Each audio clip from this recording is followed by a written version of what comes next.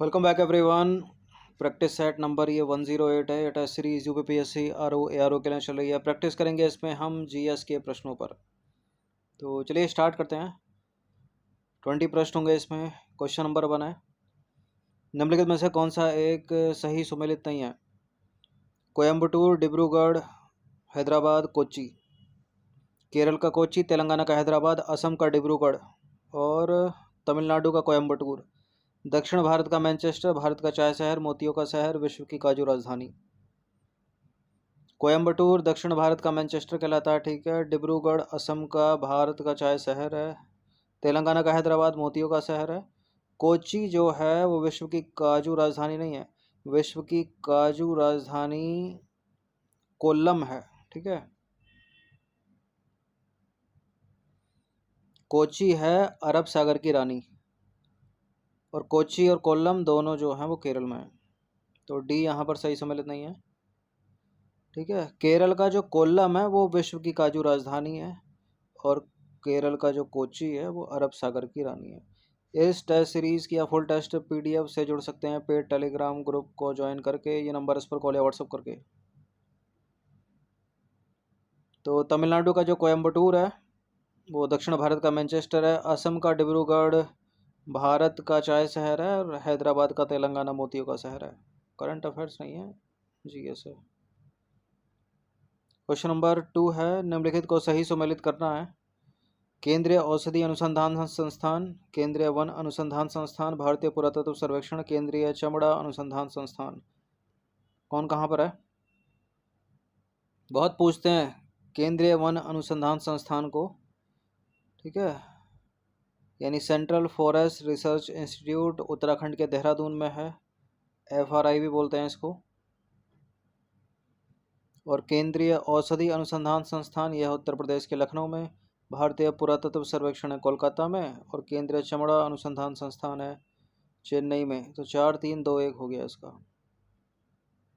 किस में? 4-3-2-1, option number C में। देखिए जो केंद्रीय औषधि अनुसंधान संस्थान है वो है लखनऊ में। इसके अतिरिक्त देख लीजिए जितने भी इम्पोर्टेंट है ये। केंद्रीय कुष्ठ प्रशिक्षण और अनुसंधान संस्थान चिंगलपेट में है। केंद्रीय गन्ना अनुसंधान संस्थान तमिलनाडु के कोयम्बटूर में। केंद्रीय चमड़ा अनुसंधान संस्थान तमिलनाडु के चेन्नई में, ये था ऑप्शन में। केंद्रीय खाद्य प्रौद्योगिकी अनुसंधान संस्थान कर्नाटक के मैसूर में। केंद्रीय विषाणु विज्ञान संस्थान महाराष्ट्र के पुणे में।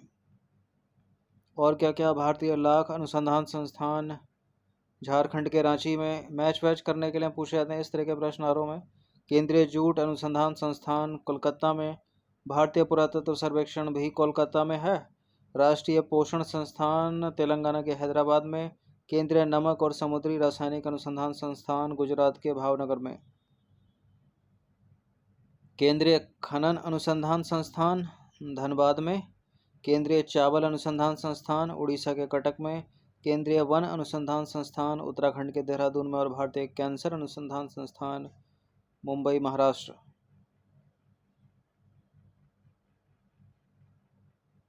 गुजरात का धौलावीरा लूनी नदी के तट पर स्थित है, पैर नहीं पर।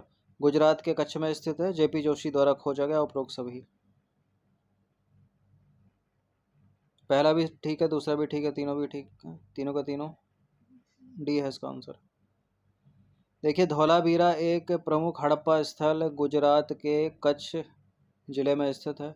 यह सिंधु घाटी सभ्यता का एक महत्वपूर्ण पुरातात्विक स्थल है जो अपनी अनूठी शहरी योजना, जल प्रबंधन प्रणाली और कलाकृतियों के लिए जाना जाता है। इसकी खोज 1968 में पुरातत्वविद जेपी जोशी, पूरा नाम है जगतपति जोशी, द्वारा की गई। और उत्खनन अगर पूछ ले तो 1990 से 2005 के बीच रविंदर सिंह बिष्ट के नेतृत्व में इसका उत्खनन हुआ। कई बार प्रश्न बने सिंधु घाटी सभ्यता के इस स्थल धौलावीरा से। चौथा प्रश्न है, निम्नलिखित में से कौन सा एक सही सम्मिलित नहीं है? यह है सिंधु घाटी सभ्यता के स्थल, और यह है जिस नदी के तट पर वो स्थित होंगे। फतेहाबाद का बनावली, गुजरात का लोथल, हिसार का राखीगढ़ी और पाकिस्तान का हड़प्पा। हड़प्पा रावी नदी के तट पर, राखी गढ़ी गंडक नदी के तट पर, लोथल गुजरात का भोगवा नदी के तट पर, बनावली फतेहाबाद घग्गर नदी के तट पर। कौन सा मिसमैच है? देखिए जो राखी गढ़ी है हिसार का, वो गंडक नदी के तट पर नहीं है, बल्कि वो है घग्गर नदी के तट पर। तो बी है इसका आंसर।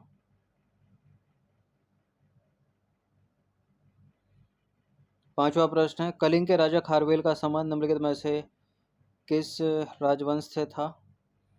कलिंग के राजा खारवेल का संबंध, खारवेल पे प्रश्न बनते हैं। सातवाहन नहीं है, रटभोजक वंश नहीं है, हर्यक वंश नहीं है, महामेध वाहन वंश, ये है इसका आंसर। देखिए कलिंग के राजा खारवेल महामेध वाहन वंश से जुड़े थे। महामेध वाहन वंश मौर्य साम्राज्य के पतन के बाद कलिंग का एक प्राचीन शासक वंश था। राजा खारवेल इस वंश के तीसरे शासक थे और उड़ीसा में भुवनेश्वर के पास उदयगिरी के हाथी गुम्फा शिलालेख के लिए भी प्रसिद्ध हैं। ठीक है, इस पर भी प्रश्न बनता है, खारवेल का नाम याद आए तो हाथी गुम्फा शिलालेख को याद रखिएगा। उन्होंने 193 ईसा पूर्व से 170 ईसा पूर्व के बीच शासन किया। दयानंद सरस्वती के संबंध में सही कथन की पहचान कीजिए। दयानंद सरस्वती ने आर्य समाज की स्थापना 1825 में की। उन्होंने वेदों की ओर लौटो का नारा दिया, वेद भाष्य भूमिका और वेद भाष्य नामक पुस्तकें लिखी।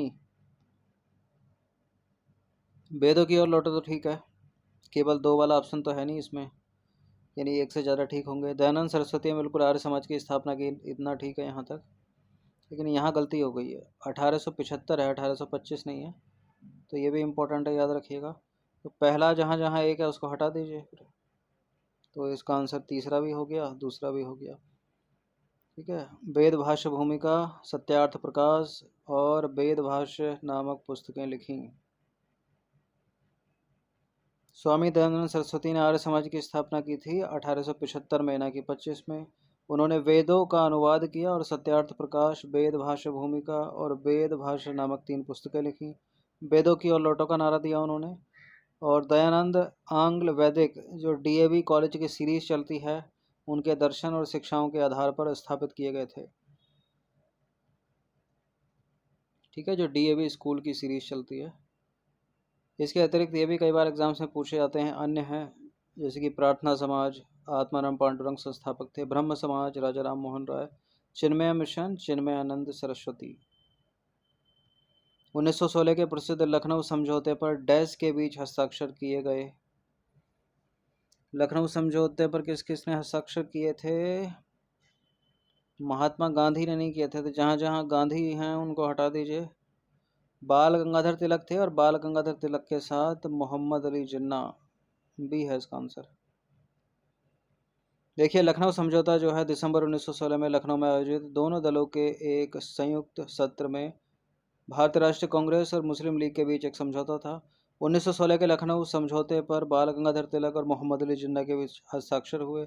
इस समझौते के परिणाम स्वरूप मुस्लिम लीग के नेता भारतीय स्वतंत्रता की मांग करते हुए कांग्रेस के आंदोलन में शामिल होने के लिए सहमत हुए। लखनऊ समझौते को हिंदू मुस्लिम एकता के लिए आशा की किरण के रूप में देखा गया था। अंग्रेजों द्वारा दोनों पक्षों द्वारा प्रस्तुत कुछ सामान्य मांगे कौन कौन सी थीं? परिषदों पर निर्वाचित सीटों की संख्या बढ़ाई जानी चाहिए, प्रांतों में अल्पसंख्यकों की रक्षा की जानी चाहिए, सभी प्रांतों को स्वायत्तता दी जानी चाहिए और न्यायपालिका से कार्यपालिका का पृथक्करण, ये मांगे थीं। वन संरक्षण अधिनियम के संदर्भ में सही कथन है। यह 1986 में पारित किया गया। इस अधिनियम के प्रावधानों के तहत गैर वन उद्देश्यों के लिए वन भूमि के मोड़ के लिए केंद्र सरकार की पूर्व स्वीकृति आवश्यक नहीं है। आवश्यक है, गलत है दूसरा वाला स्टेटमेंट, और पहला वाला भी ठीक है। पर्यावरण संरक्षण अधिनियम 1986 है, वन संरक्षण अधिनियम 1980 है। तो सही बताना है, कोई भी सही नहीं है इसमें, डी है इसका आंसर। देखिए वन संरक्षण अधिनियम 1980 को वनों के संरक्षण और उससे जुड़े मामलों या उसके सहायक या आनुषंगिक मामलों के लिए पारित किया गया था। इस अधिनियम के प्रावधानों के तहत गैर वन उद्देश्यों के लिए वन भूमि के मोड़ के लिए केंद्र सरकार की पूर्व स्वीकृति आवश्यक है। वर्ष 1988 में वन संरक्षण अधिनियम 1980 में और संशोधन किया गया, यानी 8 साल बाद। इसके अतिरिक्त पर्यावरण संरक्षण अधिनियम 1986 में अधिनियमित किया गया था। इस अधिनियम का उद्देश्य पर्यावरण की सुरक्षा और सुधार और उससे जुड़े मामलों के लिए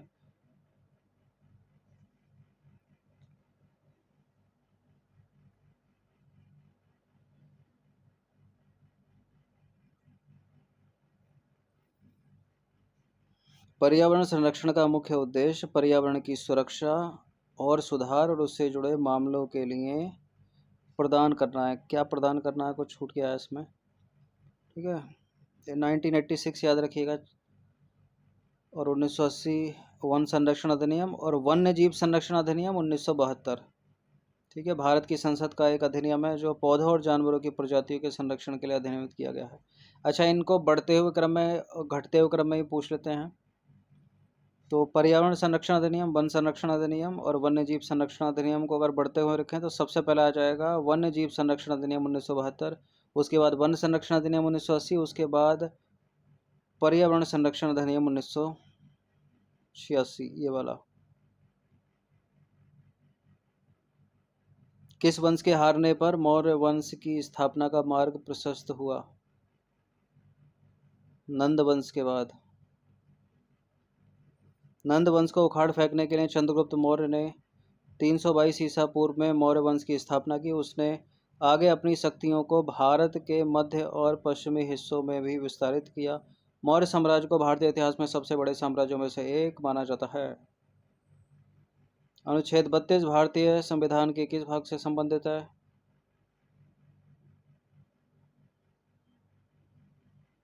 भाग 3 में मौलिक अधिकार है। देखिए, भारतीय संविधान का अनुच्छेद 32 व्यक्तियों को न्याय मांगने के लिए सर्वोच्च न्यायालय यानी सुप्रीम कोर्ट में जाने का अधिकार देता है। अनुच्छेद 32 के तहत संसद सर्वोच्च न्यायालय की शक्ति का प्रयोग करने के लिए किसी अन्य न्यायालय को भी सौंप सकती है, बशर्ते कि वह उसके अधिकार क्षेत्र में हो। अनुच्छेद 32 मौलिक अधिकारों के प्रवर्तन के लिए है।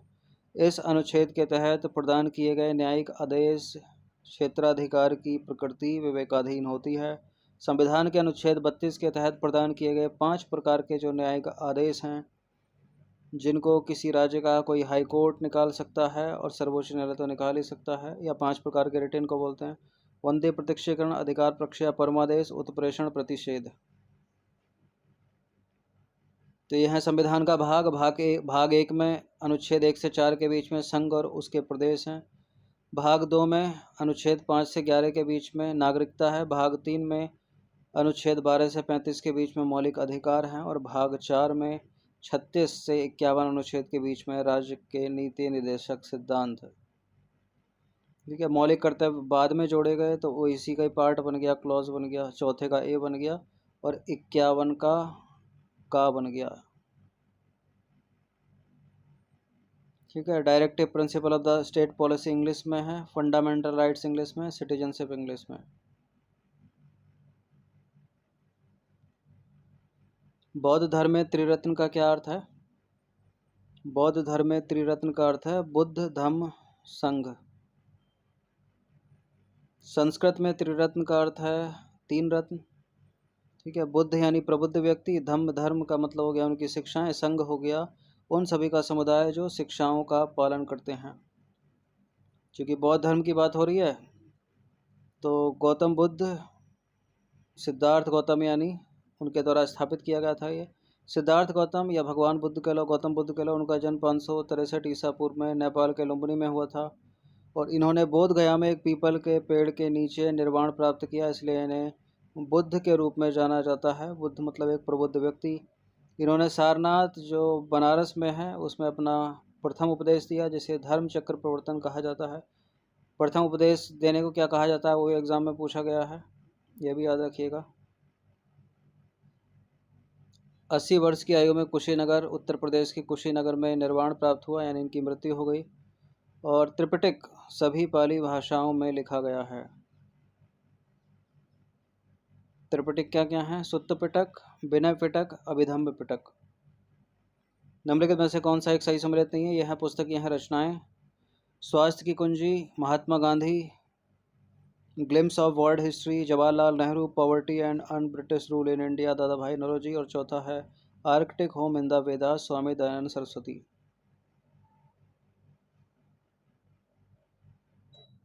देखिए, arctic home in the Vedas Tilak की है, बाकी ऊपर की सही सुमेलित है। Arctic home in the Vedas, Bal Gangadhar तिलक।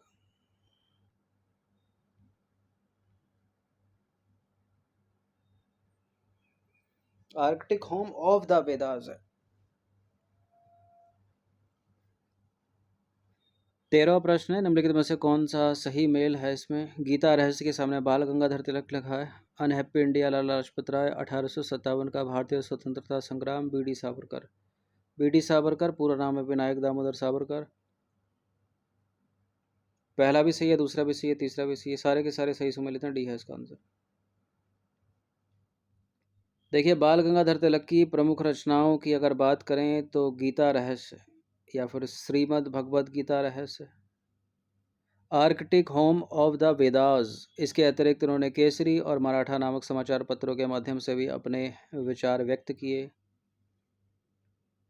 दूसरा ऑप्शन था B D Savarkar. B D Savarkar जिन्हें विनायक दामोदर सावरकर के नाम से भी जाना जाता है, एक प्रख्यात स्वतंत्रता सेनानी, राजनीतिज्ञ, वकील, लेखक और विचारक थे।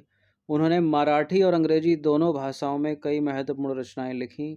उनकी कुछ प्रमुख रचनाएं कौन कौन सी? The Indian war of independence 1857। दूसरी है हिंदुत्व, हु इज़ हिंदू। तीसरी है माई ट्रांसपोर्टेशन फॉर लाइफ। चौथी है history of the war of Indian independence. याद रखिएगा इन सभी को। तीसरा जो था वो थे लाला लाजपत राय, एक महान स्वतंत्रता सेनानी, लेखक और पत्रकार थे। उन्होंने कई महत्वपूर्ण पुस्तकें लिखी और विभिन्न समाचार पत्रों में योगदान दिया। उनकी कुछ प्रमुख रचनाएं यंग इंडिया, इंग्लैंड का भारत पर ऋण, the story of my deportation और है अनहैप्पी इंडिया। इसके अतिरिक्त मेजनी, गैरीबाल्डी और स्वामी दयानंद सरस्वती पर लोकप्रिय जीवनी इन्होंने लिखी। निम्नलिखित में से कौन सा सही सुमेल है? Golden threshold, the broken wing, the words of time, Annie Besant, Lata Mangeshkar, Sarojini Naidu.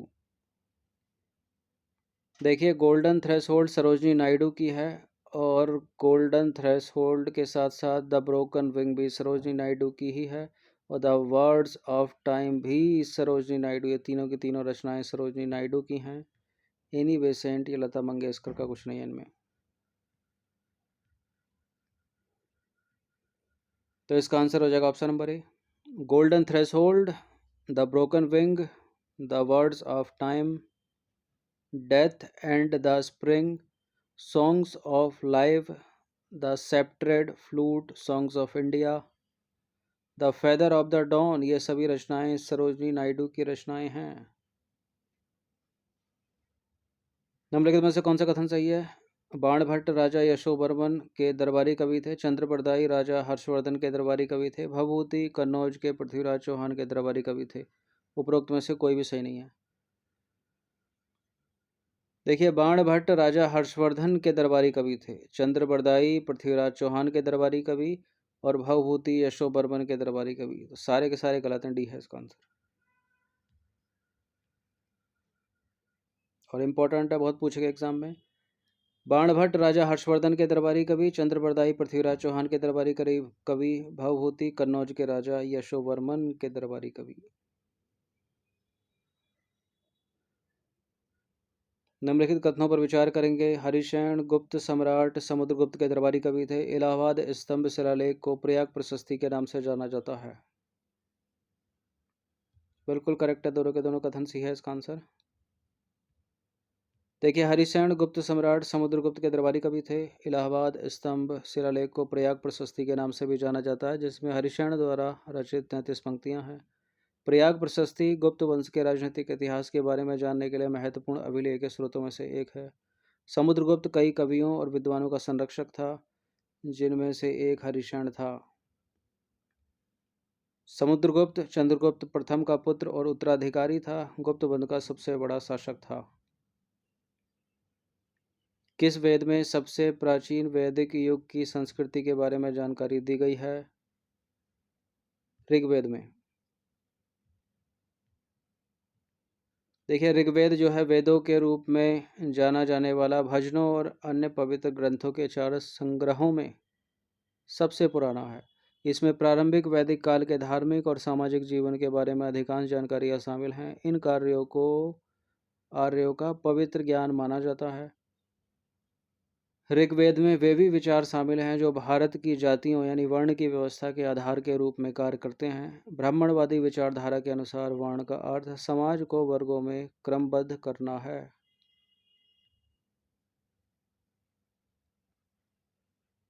18वां प्रश्न है, निम्नलिखित में से कौन सा एक सही सम्मिलित नहीं है? यह है वेद और यह है ब्राह्मण ग्रंथ। ऐत्रेय ब्राह्मण, कौशिकी ब्राह्मण, शतपथ ब्राह्मण, गौपथ ब्राह्मण। ये इंपॉर्टेंट है, कौन किसका है ये पूछ लेता है मैच वैच करने के लिए।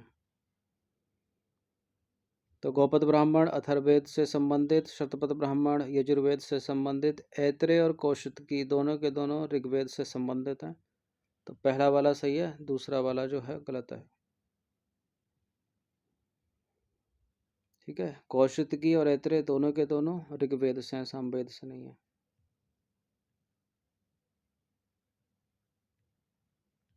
19वां प्रश्न है, निम्नलिखित कथन किस सुल्तान के संदर्भ में सही है? यह कुतुबुद्दीन ऐबक का उत्तराधिकारी था। इसने दिल्ली सल्तनत का तीसरा शासक कहा जाता है। इसे दिल्ली सल्तनत का तीसरा शासक कहा जाता है जो मामलुक वंश से संबंधित था। इसने 40 वफादार अमीर गुलाम अमीर की टुकड़ी का गठन किया जिसे तुर्कान चिहलगानी के नाम से जाना जाता है। इसने चांदी का सिक्का टका और तांबे का सिक्का जीतल प्रस्तावित किया। इसने लाहौर के स्थान पर दिल्ली को राजधानी बनाया। कौन है ये? यह है रजिया सुल्तान के पिताजी इल्तुतमिश। बी है इसका आंसर। तो इल्तुतमिश के संबंध में सभी कथन सही हैं। ये उपरोक्त सभी कथन इल्तुतमिश के संदर्भ में हैं। 20वां प्रश्न, अंतिम प्रश्न, भारतीय इतिहास में बाजार नियंत्रण प्रणाली के संदर्भ में सही कथन है? बाजार नियंत्रण प्रणाली मोहम्मद बिन तुगलक द्वारा लाई गई थी। उसने आवश्यक वस्तुओं की कीमतों को नियंत्रित करने और भ्रष्टाचार को रोकने के लिए इस प्रणाली को लागू किया था। इस प्रणाली के तहत बाजार पर्यवेक्षकों और जासूसों की नियुक्ति भी की गई। देखिए, बाजार नियंत्रण प्रणाली जो है वो अलाउद्दीन खिलजी द्वारा लाई गई थी, ना कि मोहम्मद बिन तुगलक के द्वारा। तो गलत है पहला स्टेटमेंट। अगर यहाँ उसने की जगह मोहम्मद बिन तुगलक फिर से लिखा होता तो ये वाला भी गलत हो जाता, लेकिन यहाँ लिखा है उसने आवश्यक वस्तुओं की कीमतों को नियंत्रित करने और भ्रष्टाचार को रोकने के लिए इस प्रणाली को लागू किया था। तो जो भी शासक है उसने आवश्यक वस्तुओं की कीमतों को नियंत्रित करने और भ्रष्टाचार को रोकने के लिए इस प्रणाली को लागू किया था। तो ये करेक्ट हो जाता है। इस प्रणाली के तहत बाजार पर्यवेक्षकों और जासूसों की नियुक्ति की गई। बिल्कुल, ये भी ठीक है। तो यहाँ केवल 2 और 3 सही है, पहला वाला गलत है। इसका आंसर है ऑप्शन नंबर बी। जहाँ जहाँ 1 है उसको हटा दीजिए। देखिए, बाजार नियंत्रण प्रणाली अलाउद्दीन खिलजी द्वारा लाई गई थी, ना कि मोहम्मद बिन तुगलक द्वारा। उसने अपनी सेना के लिए आवश्यक बाजारों की कीमतों को नियंत्रित करने और भ्रष्टाचार को रोकने के लिए इस प्रणाली को लागू किया था।